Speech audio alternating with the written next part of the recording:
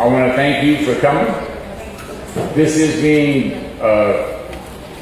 videoed for later to be shown on channel 15, I assume. But it is not live right now. This is to listen to public comment, your ideas, your suggestions, in terms of what you think the priorities for the federal monies that have come in should be.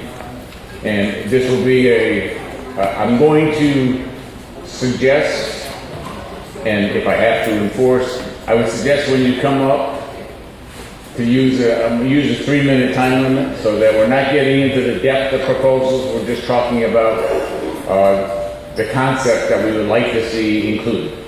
And before we get going, I'm going to introduce Alicia Zoeller from the Community Development Office, and she's going to talk a little bit about the parameters, and then I'll come back and we'll start taking public comment. So, Alicia.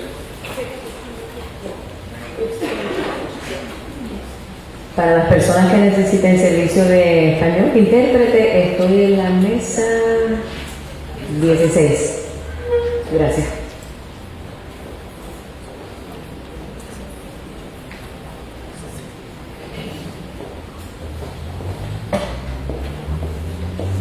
Good evening, everyone. It's absolutely wonderful to be back in this awesome space and to see you all in Technicolor and real life and not wondering where you've disappeared to in the squares on the screen or somehow leave that meeting and be in a mess. My name is Alicia Zoeller. I'm the administrator for the City of Holyoke Office for Community Development. And on behalf of Acting Mayor Murphy and the staff of the Office for Community Development, the City Auditor, Tanya, and the City Treasurer, Katie Jakowski, we want to welcome you here tonight. And this is going to be our first of probably several meetings and conversations about how the city is going to allocate its nearly $30 million in ARPA funds. I want to thank the Council on Aging for hosting us tonight, and Holyoke Media for recording it so that those that aren't able to be here tonight can view and participate later on. We have some staff folks here tonight, if they could just raise your hand. We have Zaida Hoyt from the Office for Community Development, who's our finance manager. Zaida was, I think, at the back of the room. We have Jennifer Martins, the compliance manager for the Office for Community Development, and I'm pleased to say that we have a new staff person who's going to be starting in a couple of weeks and joining us as the Special Programs Manager for ARPA funds, and that's Kate Chrysler. And I know Kate was going to be joining us tonight. So the ARPA funds were awarded to the city through the United States Department of the Treasury as a result of the COVID-19 pandemic. The ARPA funds are coming to the city in a way that's a little different in the typical fashion of how we get our federal funds. Normally the federal funds that come to the city for community development type work come through the United States Department of Housing and Urban Development, through HUD. And they come through two programs, the Community Development Block Grant Program and the Home Investment Partnership Program. The ARPA funds are coming to us from the Treasury Department, which means that they're coming from a financial office as opposed to a programmatic office where the regulations are very clear about what the requirements are for how to use the funds. So the Treasury Department, it really feels like every single day they're dropping another set of FAQs and another set of guidance on how to use this money. Although the city wants to have as quick a process as possible to get the funds distributed and working in the community, we also ask for your patience as we work through the regulations and we work through the guidance with our congressional delegation as well as the feds. If you're just coming in, we have a sign-in sheet at the front and there's copies of materials. And then please help yourself to pizza and soda in the back. And I promise we won't be here so long that you're going to need the extra nutrition. The key thing with the ARPA funds from the American Rescue Plan is that they are coming to the city through the Coronavirus State and Local Fiscal Recovery Program. What that means is they must have a COVID nexus.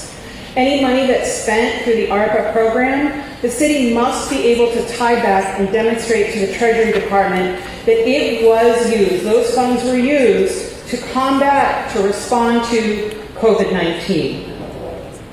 the Treasury has given us 4 key areas that the city can allocate funds. And that's to support urgent COVID-19 response efforts to continue to decrease the spread of disease. And so that's things like public health measures, vaccination clinics, incentives for people to get vaccinated, responses to COVID-19, those kinds of items. The second use of funds is to replace lost public sector revenue, which at this point our finance team has estimated to be about $1.7 to $2 million. Next, we can support immediate economic stabilization for both households and businesses. On the household sides, that's looking very much like the public services in the community development block grant world, with things like food access, rental assistance, mortgage assistance, those sorts of programs that support individual households and ensure that their basic needs are met. In terms of economic stabilization for business, there's a number of recommended areas that the Treasury has pointed out, and that can be things like small business grants, job training, incentives to get employees back to work, incentives to hold on to employees. Through the listening sessions that we've had with Acting Mayor Murphy, we've heard loud and clear from all kinds of businesses, particularly the restaurant sector, that it is challenging to get employees back to work. And so one of those economic stabilization points is to have incentives to get folks back in the door. And then finally, a key emphasis of the Treasury Department is to address the systemic public health and economic challenges that contributed to the unequal impact of the pandemic. And so how do we address those long-standing health and economic disparities and inequalities in the community? And whether that's related to education, childhood literacy, access to health care, quality of housing, those sorts of items. So one of the interesting things with the Treasury is they did not sort of dictate to the city how, where the funding should be spent or allocated, even as far as like how to do this. And so the finance team has been meeting with Mayor Murphy on the best way to manage this money and to move the money out the door, knowing that we have these significant limitations on how the money can be spent. And so, under the direction of Mayor Murphy, the process to allocate the funds in order to be as open and as transparent and as attainable to all of the residents and community here in Holyoke is going to mirror the community development block grant funds. That's a process that has worked successfully in the city for about 40 years or so. And so far, we've been able to push out a schedule for the ARPA funds, as well as a process on how these funds will get allocated. One of the key things about using a public process that the city is already used to is that it ensures that in the long run, when these funds are audited and monitored by the federal government, our internal auditors, or the city's external auditors, that we have the policies and procedures in place to make sure that those funds are appropriately spent. To that end, I just wanted to touch base on what the goal is for tonight. We know through the responses, we got over 60 responses requesting $87 million. We've printed the proposals. They total over 800 pages without all the attachments, which tells us that there is far greater need and interest in investment in the city than we would ever imagine. We have agencies that we work with every day have applied for funding. We have agencies that are brand new to the city of Holyoke. We have a number of city departments that are seeking funding for critical infrastructure projects. And so in order to make sure that in 10 years, 20 years, 30 years, the city looks back and says to itself, we did a good job. We made investments that had long-lasting impacts for the city that were sustainable and long-standing and generated tax revenue and ensured that future generations were well set as a result of COVID-19. Here's the process and here's how we're going to do it. So for tonight, the first of probably several opportunities for public comment. We wanted to just briefly go over where we're at in the process, what other opportunities you all will have for public comment, how we're going to continue to solicit community feedback, and then what is the timing for hoping to get some of the first grants out the door and into the hands of the community. So we do have a number of handouts. There's a couple of handouts here that are from the Treasury Department. If you like the sort of brief notes, we have just a 2-page handout that goes over exactly how the money can be spent. If you like a little more in-depth reading, we've given you the Treasury Department fact sheet. If you really want to get into this, you can go online and read the 150 pages of the interim rule if you really want to sort of drill down. But we want to make sure that you all are seeing exactly the same kind of materials that we're seeing. Again, looking for a completely transparent process. So there is a 2-sided handout on letterhead, and the first side of it goes over kind of where we're at in the process. And Acting Mayor Murphy really is interested in getting funding into the hands of projects by early September. Backing up from early September gets us to here on July 8th is our public hearing and our first Citizens Advisory Committee meeting. Coming up towards the end of the month, the DGR Committee of the City Council will be meeting to review the proposals and make recommendations. That will go to the full council, who will meet in early August to make their recommendations. The mayor will then review recommendations from multiple cohorts, the public and what's been gathered through the public hearing process and comments that have come in through the public comment period. He'll review the city council recommendations, the DGR committee recommendations, the recommendations of the Office for Community Development staff on what we see as needs in the community, and then recommendations from the CAC. Looking at those 5 levels of recommendations, Mayor Murphy will make the final allocations for funding, and we're hoping to have folks, like I said, under contract by early September and have those ARPA agreements executed. We've provided ample opportunity for folks to weigh in. From now until July 23rd, there's a public comment period. In the public comment period, we're soliciting comments on the proposals themselves, as well as comments from you all on, hey, my brother-in-law lost a job and they're not able to pay rent. What can the city do to provide more rental assistance? Or my family member contracted COVID and they're not able to do a flight of stairs. Could you make sure that we have funding available in the city to put in a handicap ramp or a handicap accessible bathroom? Or my child was out of school and remote learning and I didn't have good Wi-Fi in my home or in my homeless shelter. Or, hey, I spend a lot of time downtown. I'm a new downtown business owner, and I noticed that there's lots of folks kind of hanging out downtown. Could we do something to provide them with services to kind of help them turn their own lives around? So we can take comments on individual proposals. We're also here to just kind of hear eventually, like, what are you all seeing as community needs?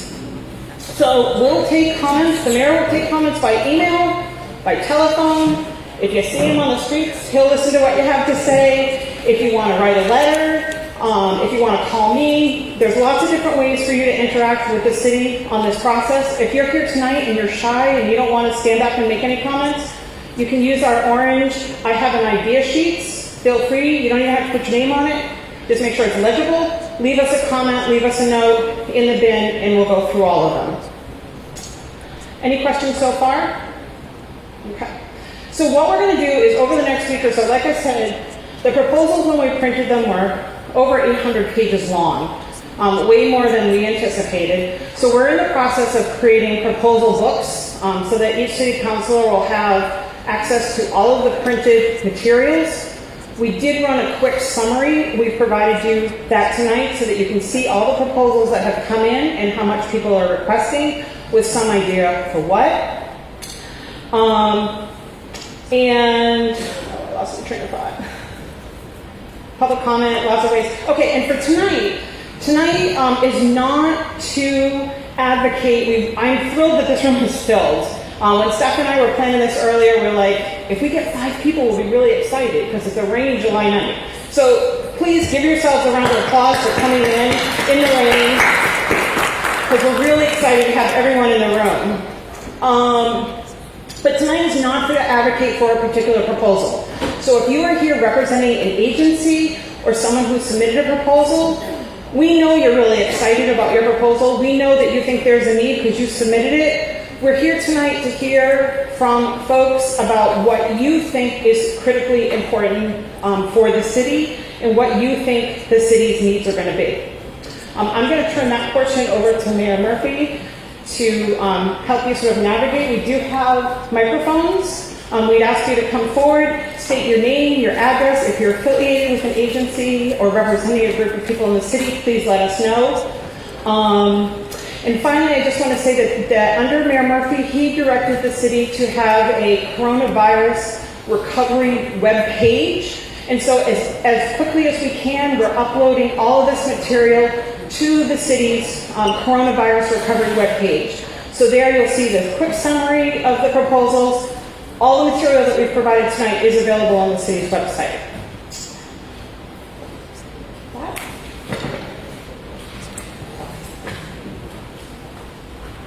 Thank you, Alicia. So you've got all that. Everybody's got it all down now, no problems. Everybody's got exactly what we're going to do. So a couple of things, and I want to emphasize a few things. Obviously, I'm the acting mayor, and I wasn't elected, but I can tell you this, and I think based on my colleagues and experience that they have with me, I am going to take all the public comments. I'm going to take the advice of the Citizen Advisory Council, the Community Development Office, and the City Council, and try to do the absolute best and do the absolute most and do it as quickly as possible.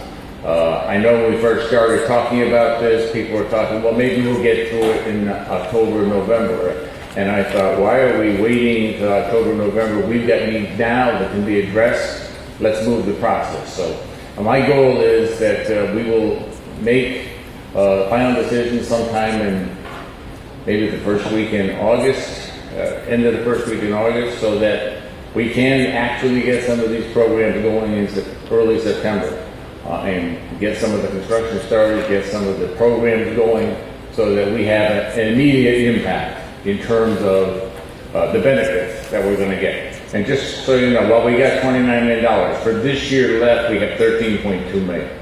So just don't take the 29 yet, we only got 13 for this year. So one other thing, and I'm going to suggest, I'm willing to walk around because rather than you come, everybody coming up here, I'm going to suggest that maybe I give a microphone over there.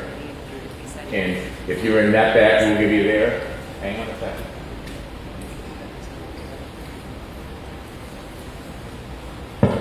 Okay, we're going to work that. So if you see someone put their hand up, I'm going to have you go and give them a microphone.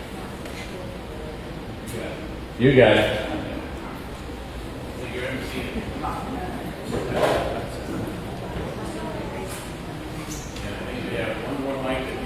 So, and I know Johan said he can get you all as long as you use the microphone. So what I'm suggesting, and I'm hoping I'm talking loud enough, everybody's told me I've got a big mouth, so we're not having a problem. Bob, don't smile.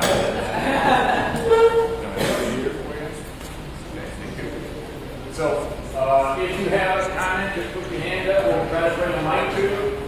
And then I would appreciate it if you could keep your comments to 3 minutes. Again, we're not advocating for a specific program or going the depth of that program. We're just looking at what kind of concepts you want to do. And I'm going to just have those mics moving around. If I see someone going beyond 3 minutes, I'll try to cut you off. All right, so if you can do that, and if you put a hand up, we'll put a mic to you. Okay, you got it right there. Go ahead. We're bringing mic to you. Oh. And if you could stand when you talk. Hello? Can you hear me? Yep, great. Kevin Jourdain, 18 Raymond Avenue, Holyoke, taxpayer. I did want to just say a few comments, overarching things. Obviously, I'm the chairman of the Holyoke Water Commission, so obviously I'll speak in favor of the Water Commission. But in addition to that, I would also mention the overarching theme I wanted to make was that I felt that 90% of the money should go towards municipal infrastructure dollars. Here's why. These dollars are dollar for dollar going to save the taxpayers of the city of Holyoke every dollar off of their taxes and rates if we put the money towards DPW projects, water department projects, because those dollars have to be spent. These are a windfall that's coming to the city that is dollars that would otherwise have to be spent by the residents in the form of taxes and rate increases. So this is some relief that we can give to the taxpayers of Holyoke by receiving these federal monies. Next point I would make is Holyoke has the highest residential tax burden in Massachusetts. It has the highest commercial tax rates in Massachusetts. We have had so many things come off the tax rolls that when we can get an opportunity like this to give some relief in our budget to help the taxpayers and to help the ratepayers, we absolutely should seize on that opportunity. When I think of Holyoke as a city, we are doing our fair share to help a number of nonprofits. For example, Sears Automotive recently came off the tax rolls for a school. We just was reported that the medical office building across from Providence Hospital will be coming off the tax rolls to service ServiceNet. We had Grin & Barrett come off the tax rolls to do a nursing school for Holyoke Community College. These are all things now that we're losing all these commercial taxes. These federal funds that we're going to get is going to help the budget in order to give some relief to ratepayers and taxpayers. Now, I would say that perhaps 10% or about $3 million of the 30 we could allocate towards a sundry of wonderful programs, and there's a number of wonderful things that are listed here. But at the same point, Holyoke is doing its fair share to help in terms of community programs. And this is something that these dollars are not being allocated really, in my opinion, fairly. Holyoke is not getting its fair share of these dollars to begin with because they're coming out on a per capita basis. You got 30 seconds. Basically, my point is Mayor Murphy, as you're the ultimate decider here of who gets these dollars, I hope you'll be sensitive to the taxpayers and the ratepayers of this community. And this is the once in a rare opportunity that we get some money that we're supposed to be getting to pay for sewer projects and water projects. The federal government was supposed to pay 55% of the combined sewer overflow. They never gave us much of any of that money. This is an opportunity to get those. So the point is, I hope we're going to think about taxpayers and ratepayers during this process. So thank you very much. We got right back here in the back. Thank you very much. My name is Dan Glanville. I live in 33 Dixell Lane in Holyoke. I'm a 53-year resident of the city of Holyoke. I was educated up the road at the Kirtland School. I used to walk down this street to the Jane Alden with some friends of mine and pass by the old high school building and the old Dean School. And then a couple of years later, when I was a city solicitor, we tore down the Kirtland School and we tore down the high school annex. And since that time, I believe that education makes a difference in people's lives, and I think we have a obligation to commit to our schools, to the funding of infrastructure in our schools so that we can improve the education of young people, make a difference in their lives and a difference here in the city. And by doing that, we have direct impact on those who were impacted by the COVID-19 pandemic, and that would be the young people greatly impacted. Also, what Kevin Jourdain stated with regard to water infrastructure. Those most impacted by the negative impacts of water infrastructure are poor and children. And investing dollars in the infrastructure of our water system will benefit the young in this city to a great degree. That will have an impact on them. So we often have our hydrants flushed. My hydrant on Dixell Lane outside in front of my house has not been flushed since I've lived there. I hope it's because someone just forgot to flush it. But I suspect we need to look at our hydrant capacity across the city so we don't have more ill-fated events like we had several years ago, to ensure that when you hook up to a fire hydrant, and I spent 10 years as a fire commissioner in the city as well, when you hook up to a fire hydrant, and the brave men and women who are turning that fire hydrant on can be guaranteed that water will be coming out of it. And I think that we need to look at investing in those resources as well. You know, I think of the youth of this city also, and I look at some of the canal bridges that exist in our city that have been blocked and closed and preventing passage for years now. I believe we need to look at the impact that we can have on investing in proper infrastructure to ensure that our canal passings are able to be passed. I think that impacts businesses negatively. It impacts the youth of our city and the lower 4 wards negatively, and I think we need to look at doing that. I also think I work in Springfield, and often I'll see not one street sweeper, but 2 street sweepers passing by multiple times throughout the year cleaning streets. In the city of Holyoke, we're lucky if we see 1 street sweeper that sweeps our streets once a year. And it's really unforgivable to the people who are lower income in this city and live in this city, and we need to invest in that so that people have clean streets of which they can be proud of. And if Springfield can do it, I suggest that Holyoke can do it also. We also bonded several years ago for traffic lights across our city. We need to use some of these resources to pay for things up front, stop bonding for things, so that we can use those dollars for operation of our city and to have better resources there.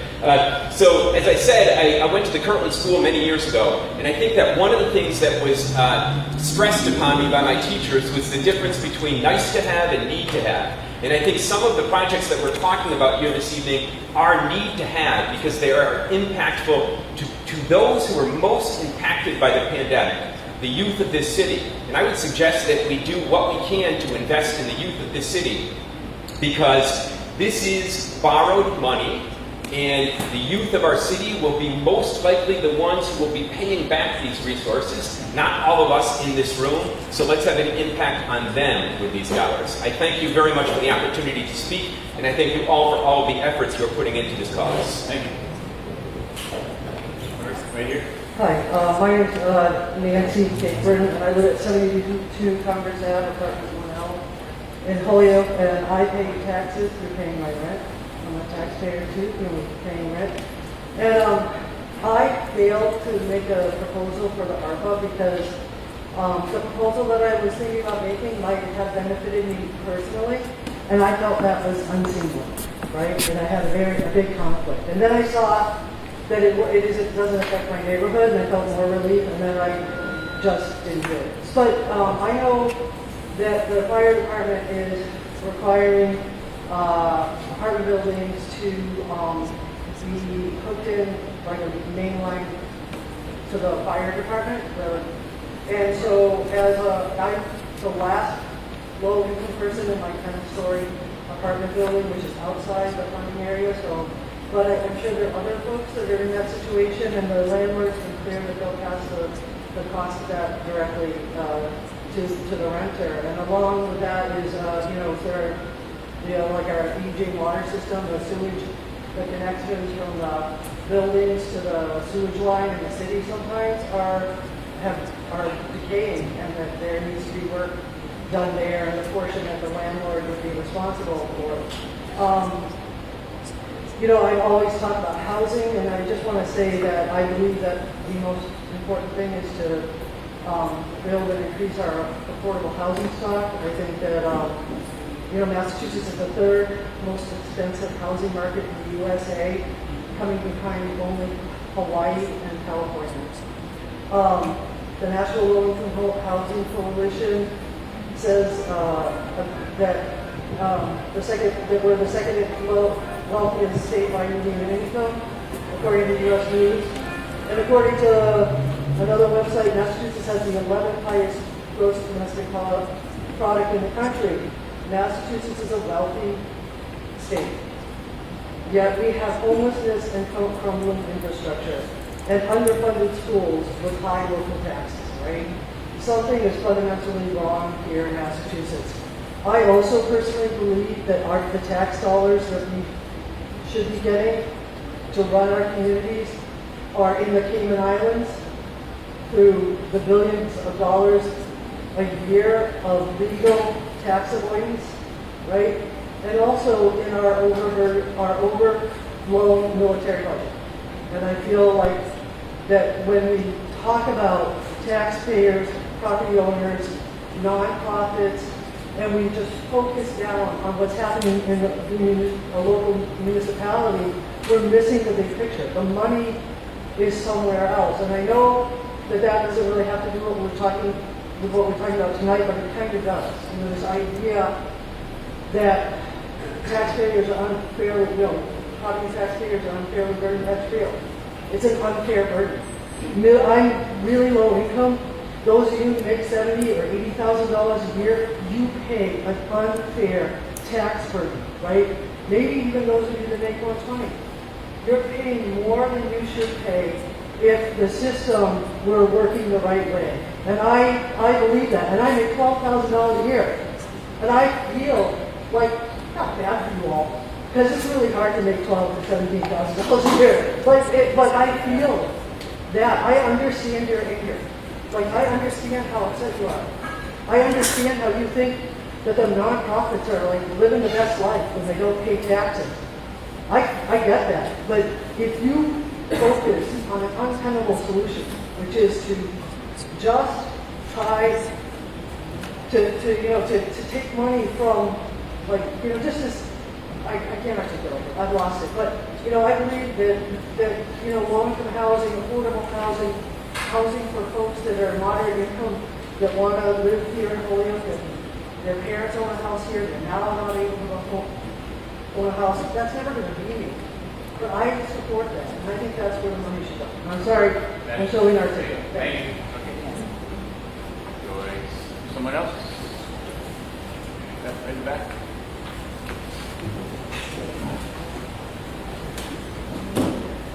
If I may, Amy Panich, 134 Madison Avenue, and part of what I want to say is just to support what Councilor Jourdain has already said. I think we need to put money into the water system. It's critical infrastructure. We know we need to fix it. If we do that, instead of having to bond for it, we will release other funds that can be used for many of the important needs that are identified in this other project, or the other project on this list. The other thing that I think, just generally, is this is a big pot of capital. And the place to put it is in transformative projects to the extent we can. And perhaps the most transformative, and one of the most important, is HG&E's proposal for fiber optic internet. It is a basic infrastructure for the future. We're being lapped on it by all of our competitive surrounding communities. This morning, there was a story in Mass Live, Springfield is exploring. Northampton is way down the road. It is different in kind as well as degree from what we were offered by Comcast. It is radically different from anything that we can get from Comcast Essentials. It is important to our kids as they learn. It is important to us as a potential business community. We cannot afford for everything around us to have it not offered ourselves. And I think right now it's the time to move. I know HG&E doesn't want to have to borrow many millions of dollars to build this out. If we can help them out and get it done, I strongly urge that we devote however much it takes to that, as well as to other infrastructure projects. Thank you. Thank you. Someone else? Right here. Hello, my name is Nairobi Rosa Soriano. I live at 7 Valley Heights in Holyoke. So a couple things I think about as a resident of Holyoke, and for the reasons for why this funding came through. It's a lot of recovering from this pandemic. So let's talk about exactly, there's tons of other reasons for what funding should be considered for, because of course everything is important. But it's looking at, what are the effects of the pandemic that have caused our youth, those in housing, the most damage, the most traumatic experience that none of us thought would ever happen. And so, as a board member of Homework House, I think about, the youth in as a parent and what they need and the support that was needed, creating equitable, learning pods and trying to make sure that our youth have access to certain things. As a community engagement director for Holyoke, I think about housing, I think about affordable housing, building home ownership, and things that people can have access to so that they can rebuild their lives and invest in the city and stay within the city, and we can continue to get other funding. So I just wanted to kind of share those thoughts, and when you're considering it, let's think about this traumatic experience, what everyone has gone through, and how we can come back from that, and that's the focus of this funding. Of course, we could advocate for more funding at a federal level, but yeah.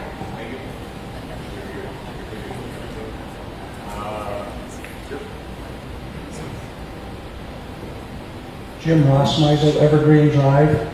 I'm not going to repeat what Kevin said and what the young lady in the back said, but before the meeting started, I circled 9 items, DPW and Water Department projects, and 1 gas and electric, the fiber optic situation.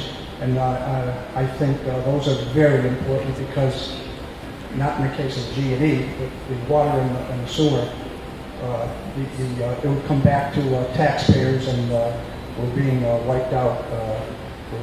We're being wiped out in taxes. It's exceeding the value of the services.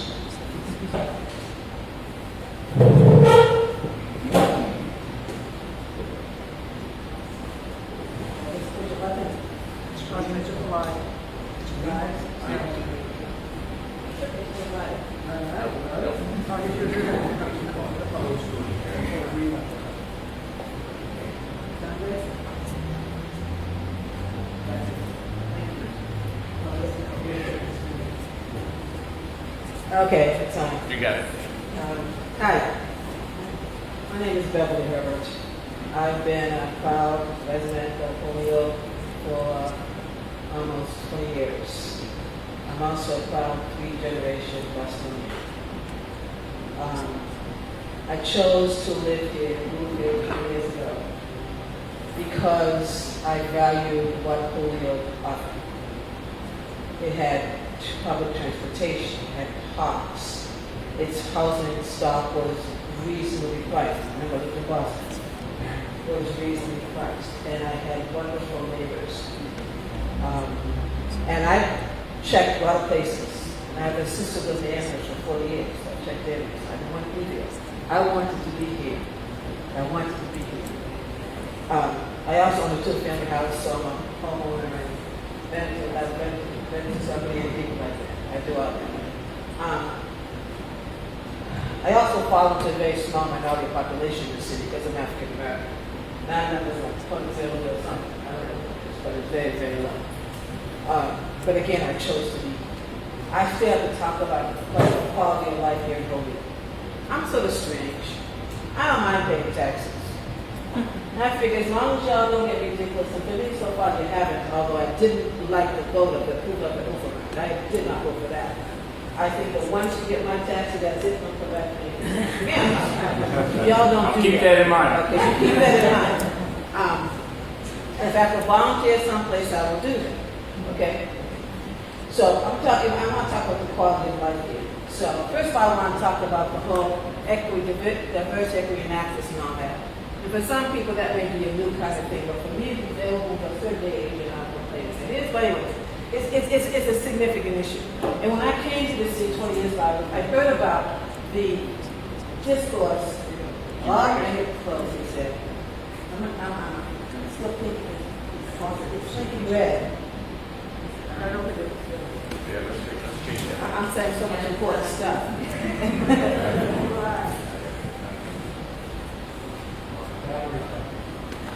Oh, there it is. Okay, I'll speed up. It's only have 3 minutes.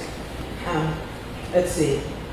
Oh, so in terms of equity and access now, when I first moved here, I heard about the tension that there was between the long-term Caucasian residents here who are Irish and about the Latinos. And it seems like maybe we're making some progress, but I still think there are probably issues that are there. I live in a neighborhood, so when we see some Latinos come in, I hear some comments from people. And I don't like that at all. So we have work to do. to do there. And I think we also need work to do also in the school systems. I'm an MIT educated person, but I also went to Boston Girls Latin, so I was very well educated, and that's just how it was for me. And so for me, it's a shame and a crime that we don't ensure that all the all the residents of the city, young kids, get a quality education that respect anybody who works in the school system, to make sure they expect that anybody who comes in can attain anything that they want. I've been in a generation where if you were black, you were told, oh, you can't be an engineer, you just can't do that.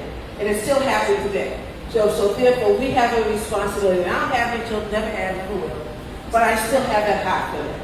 Next thing is improvements, public health. We need significant work there. I don't know what's available, but during this pandemic, if you look at stats, everybody has dealt with this pandemic in a tough way. We all may not demonstrate it in ways, but between the loss that we have had, the grief, PTSD, it needs to be ensured that anybody who needs it can get this to get responsive to. And it has no color and it has no age. Last thing is essential workers. They're the ones who supported us. I mean, I have a job and I was able to work about the pandemic, but I wasn't an essential worker. I could work from home. But something needs to be done to improve the income levels of those who are working in our community, who live in our community, so they can have a quality of life, but also that they can afford the housing that comes on stock. And we know that since we're close to Northampton and close to other towns, that people are finding our stock reasonably priced. So therefore, our prices are going up. And so something needs to be done. I don't know how we do it. Something needs to be done to help those who grow up in this city to actually live in this city. It doesn't happen overnight. And I moved here because if I could afford someplace else, I like the prices and I like the quality of life. Let's continue that. Thank you very much. Thank you.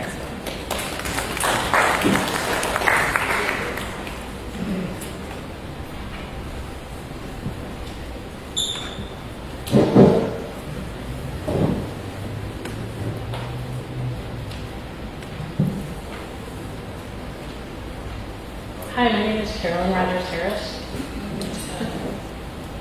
I'm here to advocate for E for All, E para Todos. It's Holyoke's entrepreneurship program. E for All is a mission-driven nonprofit aimed to help underrepresented individuals launch or grow their businesses. They offer entrepreneurs a business accelerator that consists of 3 months of intensive business classes, and they are intense. Mentor matching, seed money, continuous support and resources, and a pitch contest, which consists of a night where entrepreneurs have the opportunity to network and present their business or business idea with the opportunity to win money and get feedback from experts. And I can tell you that even getting a few $100, winning third place at one of those things, it means a lot. There's a lot of people that want to build businesses.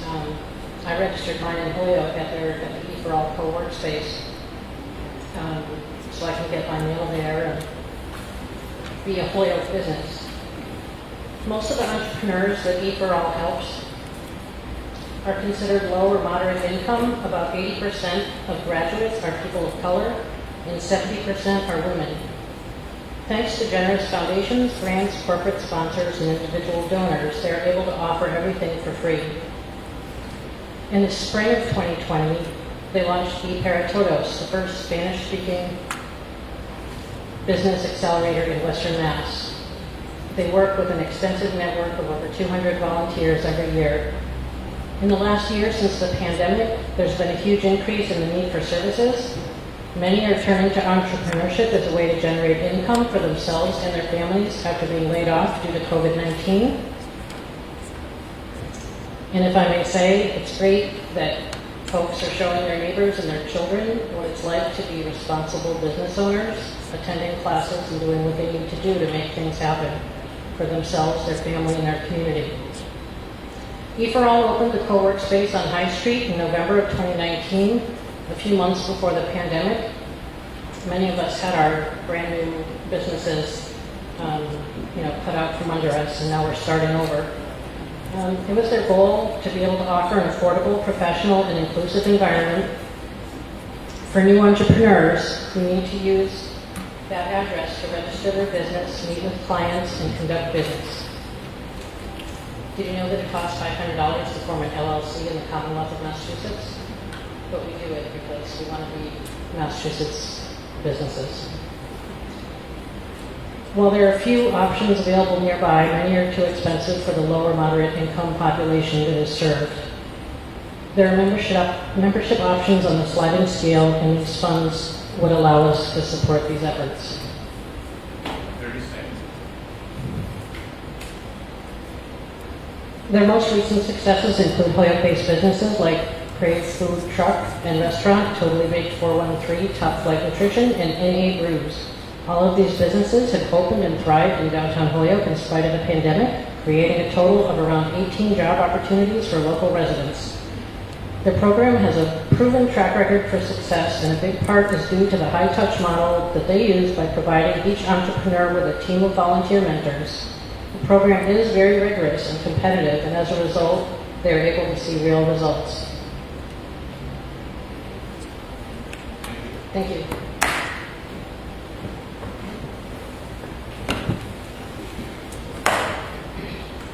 I'd like to speak in favor of the American Recovery Act in the sense that there are people who are still recovering, and I think that we shouldn't forget that people are behind in their rent and behind in their mortgages. Behind in the rent means the landlord behind their mortgage. I don't think we want to see these people out in the street needing even more services. So I really like this idea of in this page. Oh, rent, mortgage, arrearage assistance. And they're only asking for $800,000, and I think that will cover their needs for the next year. And I think that should be part of it.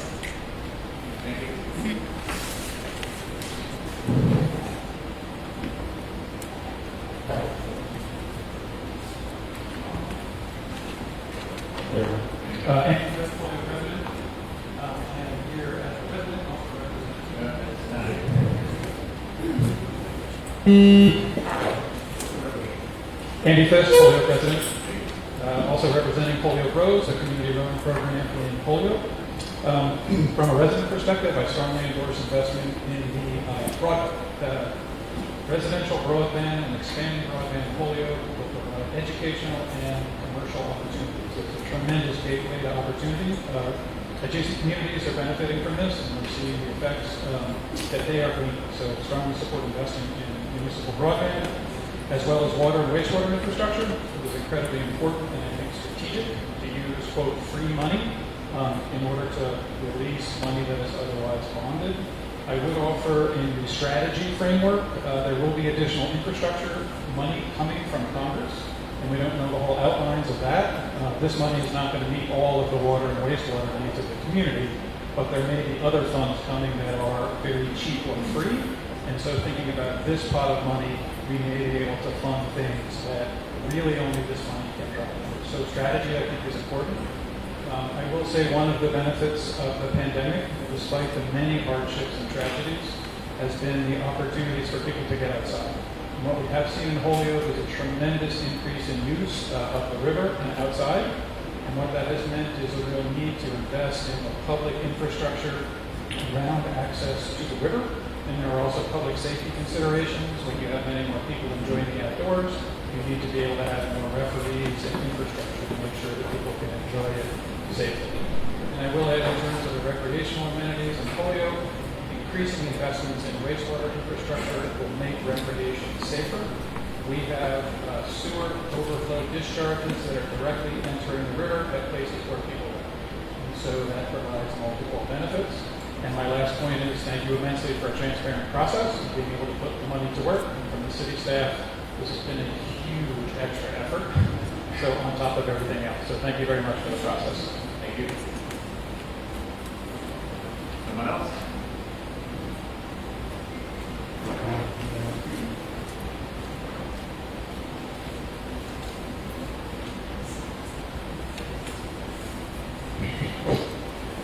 Good evening, Holyoke community.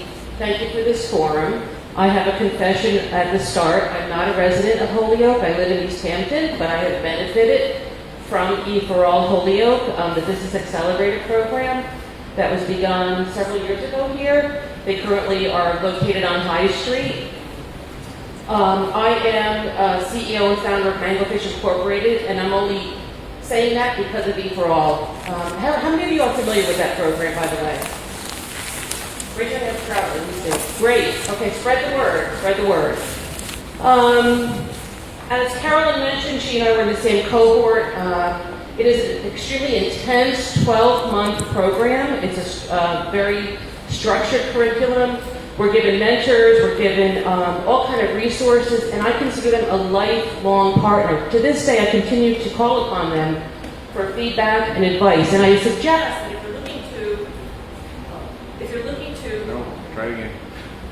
flash and read. If you are looking to generate revenue, I suggest you invest in your small businesses because they are the backbone of every town. And if you haven't been inspired lately, I suggest you go onto the Facebook and Instagram pages of E for All Holyoke and look at the businesses.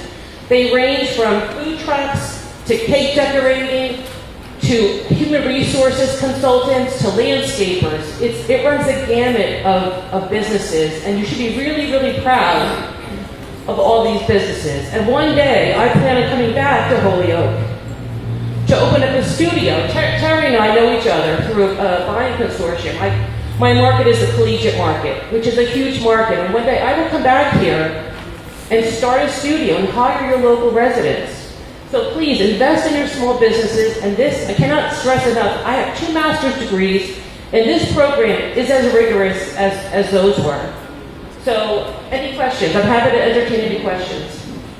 You can email me at Manglefish, and I'm happy to answer questions for you, but please support that. Thank you. Thank you. Right. Is it working? Test. Hello, Stephanie Garcia, 2 Dan Ave. We all know Holyoke has a lot of needs. And infrastructure is something we definitely need. If we don't invest in our city, our businesses are not going to invest in our city. But I think the one thing we haven't talked about, and it's something that I have an example because my students go to a dance studio down in the flats and right across the street from Brennan's. And I had to call the police department because there was a gentleman stripping in a tree. And I see here, including mental health, substance misuse treatments, and crisis interventions and related services. I think our police department are going to need some help and some support because they had to call a whole entire team to get this guy into an ambulance. And then the twins are going into dance and they're saying this stuff. So infrastructure, yes, definitely. We also need our mental health covered so our kids don't see things as they're going into dance.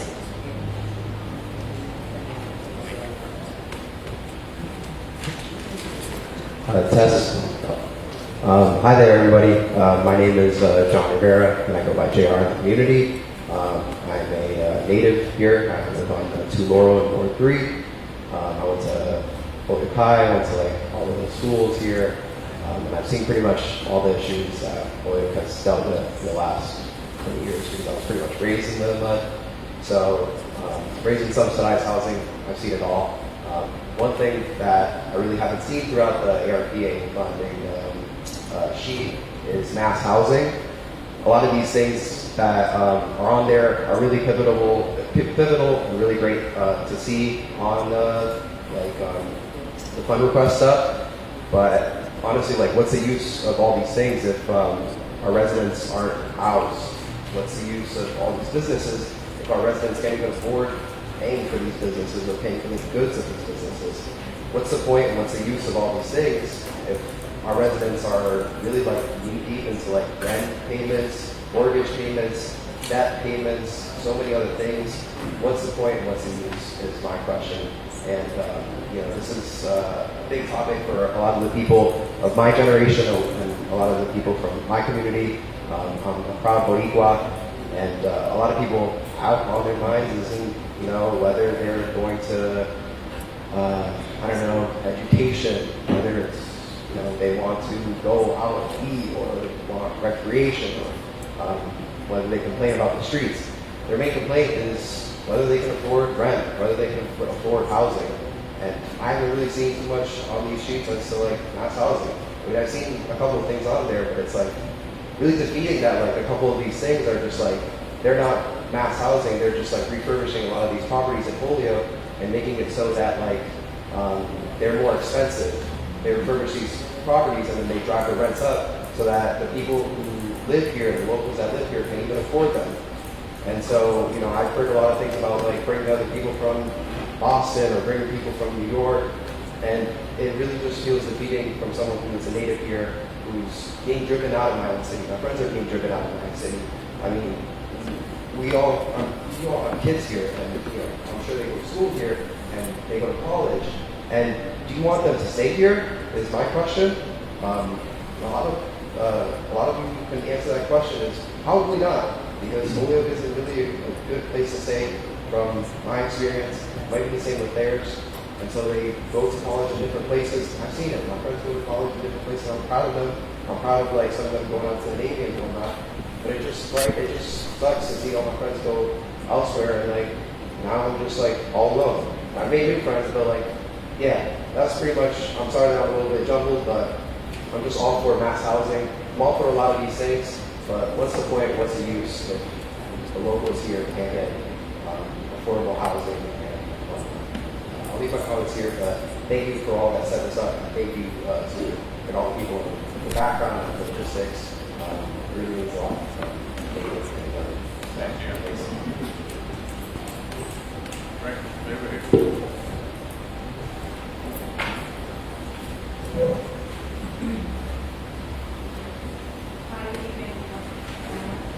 Hi, good evening. My name is Eileen Kavanaugh. I'm actually a Holyoke resident living on Hillview Road half my entire life, also a taxpayer. In full disclosure, I'm the executive director of the Holyoke Boys and Girls Club as well. And so I will tell you, as a taxpayer and a lifelong resident of this community, I completely agree with investing in our infrastructure. It's much needed. There's no question about it. And the comment that the young man just made about whether or not I want my kids to continue to live in this city is based upon the strength of the infrastructure. So first off, I do want to say that. But secondly, I also believe that a really important conversation in our community, honestly, is childcare. Affordable, quality childcare. Our parents will not be able to get back to work. They will not be able to increase their professionalism in a job if they do not have access to quality childcare. It was an issue prior to COVID, and it is an issue absolutely past COVID. You know, I will say that as a child care provider in Holyoke, that is an absolute priority for me. It is a priority for my kids as I raise them and want them to invest and live in Holyoke. It's because they want to be able to raise a family in Holyoke. And in order to do that, they need to have safe child care settings, in my opinion.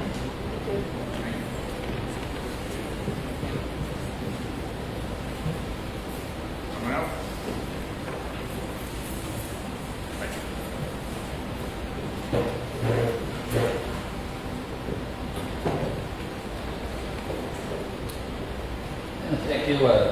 It's been so long about these meetings, I've got to get my 2 cents in. I'm Dave Yost, 20 Sydney Avenue, and also owner of a very small business on 295 High Street. I hear a lot of consensus here around housing, the need for housing, and the best way to do that is through our investing in our infrastructure, water, sewer, and so forth, especially given the very upside down system of taxation, especially on the municipal level. And just one thing I add, we could also programs like the neighborhood improvement program to help people maintain their housing. Also, Thank you. Anyone else?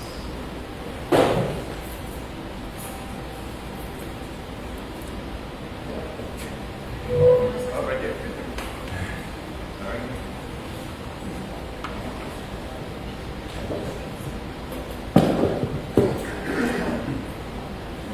My name is Ruth Garcia. I'm a resident of Holyoke for over 23 years. Over 23 years. I'm going to speak on the homelessness part. when you spoke about that, I was thinking about the same thing. I'm a transitioning homeless. I used to be a community manager in working activism or political campaigns, maybe my voice after it.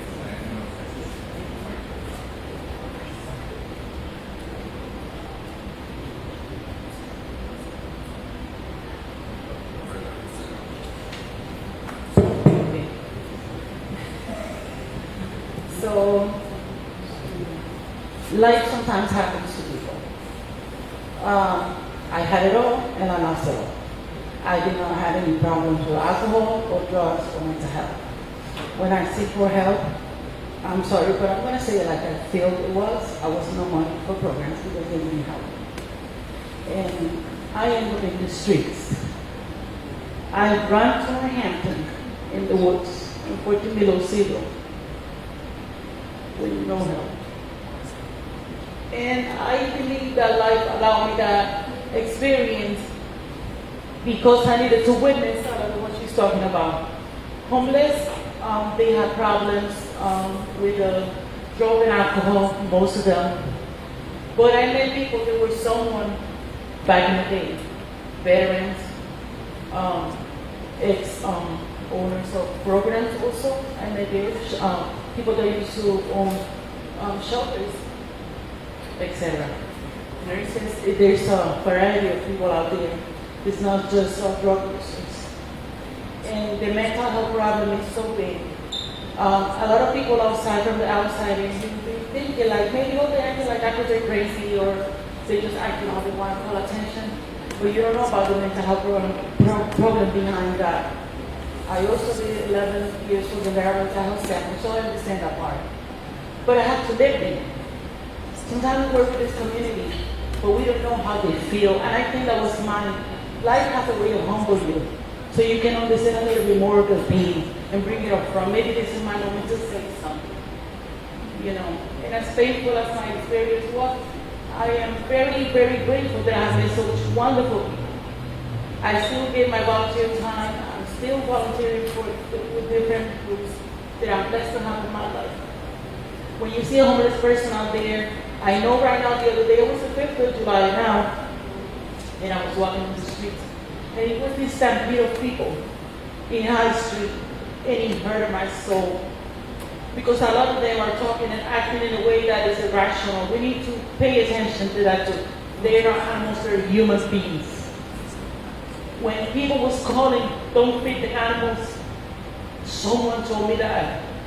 And that was the most painful experience I ever had in my life. I'm a grandmother, and I would never wish anything like that for none of my children. These people were someone's children. We need to pay attention to that. Just saying as a citizen. Thank you.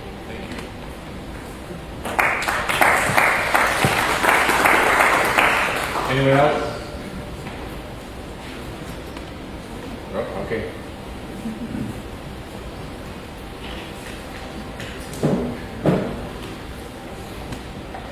Hi, my name is Jane Morrissey. I do not live in Holyoke, but it has been the joy of the last 25 years of my life to serve in Holyoke. And I just want to say thank you to everyone who has spoken here tonight, to everyone who has listened here tonight, because I think what I know is that at the ground of everything, the infrastructure is human relationships. It is being able to listen, being able to look, being able to respect everyone, no matter what. And until we do what we do and choose what we choose as a city and as an individual in the light of the person next to us, with regard for the people all around us equally, we will not build an infrastructure that will last. And so I speak with gratitude And I hope that these conversations continue so we can continue to look one another in the eye and know how valuable everyone, every life, every family, every school, every institution represented here is in times of our God. Thank you.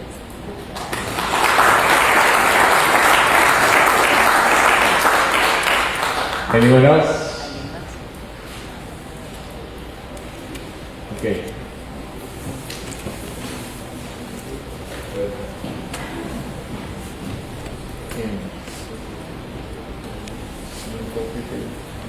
So I just want to, first of all, I want to thank you all for coming. Number one, a lot of very conscientious thoughts, and this process is going to take a lot of conscientious thought. We are challenged to use this money to make the greatest impact as quickly as we can, but to have the greatest impact on the community. And obviously there are guidelines as we go through this process, and I want to thank Alicia and her staff. They've been great guiding me, and also Tanya and Kate from the Auditor and Treasurer's Office in terms of all these regulations. This is all, for a while there every day we were getting new regulation, you have to do this, no you can't do that, but you can do it this way if you do it okay. So we're going to make sure that whatever we do, whatever we approve, that we're in line with the federal requirements so that we're not jeopardizing any money. We are looking to have maximum impact as early as possible. We're not going to run through it if we don't have that confidence that we're doing the right thing, but we do want to move the process. So we will be taking input, public input for the next 3 weeks. My hope is I can get it to the City Council, probably a special meeting, Peter, sorry. But to get a special meeting and get it to the DGR committee so that we can potentially have City Council recommendations early in August. And believe me, one thing I know from the community development program, working with Alicia, she really is able to guide me on getting the maximum benefit for the dollars. I mean, we move money from one program to another where we were able to get multiple things done, originally planning only one or two. So I want to thank her, and I know I'm not sure if she's looking forward to this, but she knows there's a tremendous challenge ahead of her, and I want to thank you for all you've done. So I do want to say, my door is open. I do not turn people away. I listen. I know I can't always say yes. Sometimes I can say maybe. Usually I can take some of the ideas and say, well, you know what, if we just tweak it this way, we can have something that's going to be beneficial to the community, and that's my goal. So the one advantage, I'm not playing politics. I have no politics to play. I'm trying to find out what's going to be best for Holyoke. What's best to make our children have a good place to go to school, a good place to play, our workforce a good place to work, a healthy environment, a good place to live with clean air, clean water, clean sewers, parks that are outstanding. I mean, there's a whole ton of things that we could do. So we're going to be challenged to make those decisions. I guarantee you we're going to try to make the best decisions for this community. And we're going to take time to do it, but we're going to do it and get this done so that this fall, you're going to say, well, we're moving some things. We got some good things happening in this city. And I hope you're going to be part of that process. Stay with us. You may not get all that you want, but there'll be another round coming next year. Please stay with it. Please stay with us. We are one community, and if we do that, we're going to be the best community that we can be. Alicia, you want to say a few words to finish?